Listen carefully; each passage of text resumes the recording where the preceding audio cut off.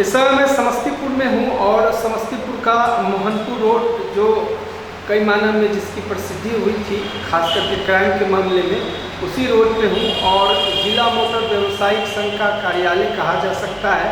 और संघ से जुड़े हैं संजीव कुमार सुमन जी जो यहाँ के समस्तीपुर जिला के सेक्रेटरी हैं, साथ में संजय कुमार सिंह अध्यक्ष हैं, दोनों व्यक्ति हैं सुदर्शन के साथ जुड़ेंगे। और सेक्रेटरी के तौर पे संजीव कुमार सुमन जी से 2-3 मुद्दे हैं, इस संदर्भ में इनसे चर्चा करेंगे और ये जानने की मेरी पूरी कोशिश रहेगी कि लोकसभा चुनाव के बाद जो सरकार भारत में बैठेगी, दिल्ली में बैठेगी, उस सरकार से इन लोगों की अपील क्या है, गुजारिश क्या है, ताकि इन लोगों के कारोबार को उद्योग का दर्जा मिले और थोड़ी सी प्रावधान में बदलाव करते हुए जियो और जीनो की जो प्रावधान मोदी जी हमेशा करते हैं, सबका साथ सबका विकास, तो उसी स्लोगन पे जियो और जीनो दिनों में इनकी क्या मशवरा मोदी सरकार से जाएगी। जी सुमन जी, आपसे मेरा पहला सवाल यह है कि मुद्दे तो बहुत सारे हैं, लेकिन क्राइम के संबंध में आप लोग कारोबारी हैं, धंधे वाले हैं, क्राइम के संदर्भ में क्या कहना है? जिला प्रशासन के माध्यम से क्या क्या चीज़ों में परिवर्तन होना चाहिए ताकि क्राइम के अपराधियों के बीच में खौफ पैदा हो? क्या कहना चाहिए? पहला सवाल। सर्वप्रथम मैं अपने संगठन की ओर से आपके सुदर्शन न्यूज़ को धन्यवाद देना चाहता हूं कि आपने मेरी पीड़ा को समझने का प्रयास किया है। जहां तक समस्तीपुर में क्राइम की बात है, तो अभी के समय में और पहले के समय में, पहले हुआ करता था कि पुलिस का क्या कार्य योजना है उसकी जानकारी के लिए लोग इच्छुक रहते थे कि कैसे हमको जानकारी मिले। अब का समय है कि पुलिस और अपराधी का ऐसा गठजोड़ हो गया है कि पुलिस के तमाम क्रियाकलापों की जानकारी अपराधियों, भूमाफियाओं के बीच रहती है, जिससे कि पुलिस की गोपनीयता लगभग खत्म हो चुकी है। पुलिस के पास अब कोई गोपनीयता नहीं है। पुलिस का जो भी कार्य योजना बनता है उससे पहले वो अपराधी के पास पहुंच जाता है। उसका माध्यम बहुत सारे हैं, बहुत सारे माध्यम से भी पहुंचते हैं, जिसका मैं आपके बीच वर्णन नहीं कर सकता हूं।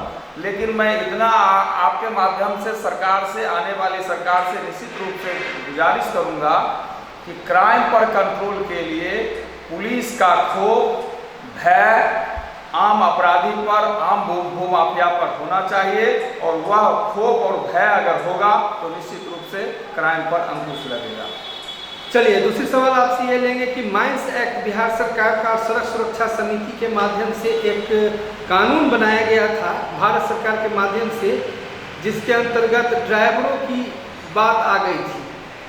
सवाल आप समझ गए होंगे। तो ये दोनों जो नियम है इसमें क्या प्रावधान होना चाहिए, क्या इसमें संशोधन होना चाहिए ताकि जो मोटर व्यवसायिक है उनको उद्योग का दर्जा तो मिले और साथ में इन दोनों चीज़ों में, दोनों जो नियम है उसमें प्रावधान में बदलाव होगा तो आप जैसे व्यवसायिकों को कारोबार करने में मज़ा ही नहीं, बहुत ही मज़ा आएगा। मोदी सरकार से सीधा निवेदन।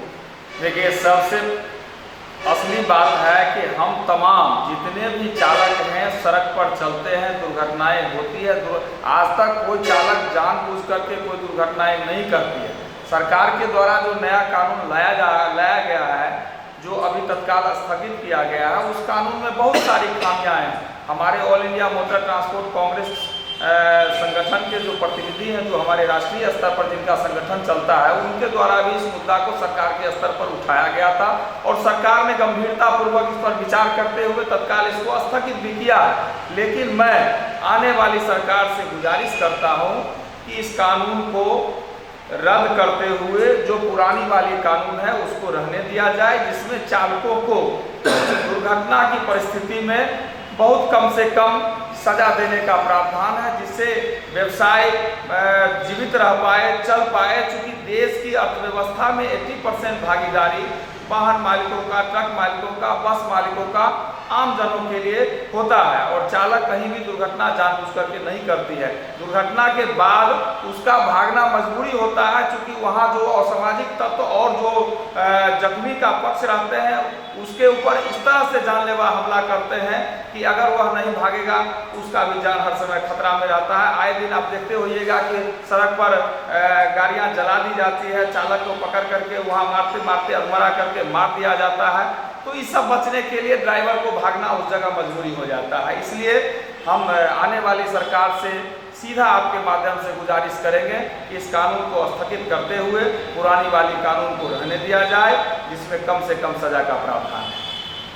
चलिए, 24 घंटा का एक कहानी आपके अध्यक्ष के माध्यम से समझ में आया था, लेकिन उसमें चालान पेनल्टी का इतना लोड है कि एक बार अगर उस चुंगल में फंस गए तो दोबारा कोई साहस कलेजा मजबूत करके चाहेगा तो 3-4 लाख जमाएगा, फिर वो रोड पे सड़क पे गाड़ी चलवाएगा। सवाल को आप समझ गए होंगे, इस पर क्या टिप्पणी है? देखिए, सरकार के द्वारा, बिहार सरकार के द्वारा, जबकि अन्य राज्य में ऐसी कोई व्यवस्था नहीं है, बिहार सरकार के द्वारा माइंस खनन नीति के तहत एक ऐसी कानून लाई गई है जिसमें जहां से हम अपने ट्रक पर माल खाद्यान्न लोड करेंगे, उस खाद्यान्न को 24 घंटा के अंदर अन्य जगहों पर हमको पहुंचाना है। खनन नीति में ऐसा लाया गया। और हमारे साथ अब परिस्थिति है कि हम एक जिला से माल उठाते हैं और 4 जिला क्रॉस करके उस माल को वहां तक ले जाते हैं, और 4 जिला क्रॉस करने में दिन में लगभग सभी 99% जिला में नो एंट्री लगा दिया गया।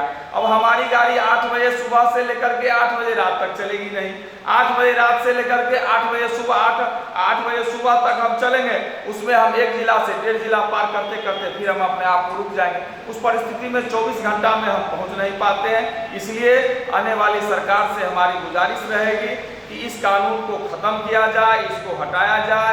यह गाड़ी मालिकों के लिए शोषण का कानून है और मेरा व्यवसाय इससे बंद होने के कगार पर चला गया है। आज की परिस्थिति में कोई भी आदमी इस पेनल्टी को देने में सक्षम नहीं है, जिसके कारण आए दिन हमारे बिहार के लगभग 60 से 70% गाड़ियाँ जहाँ तहाँ वाहन मालिक अपने अपने दरवाजे पर, घर पर, गैरेज में खड़ा करके रखे हुए हैं और यह व्यवसाय आज चौपट की स्थिति में पहुँच चुका है।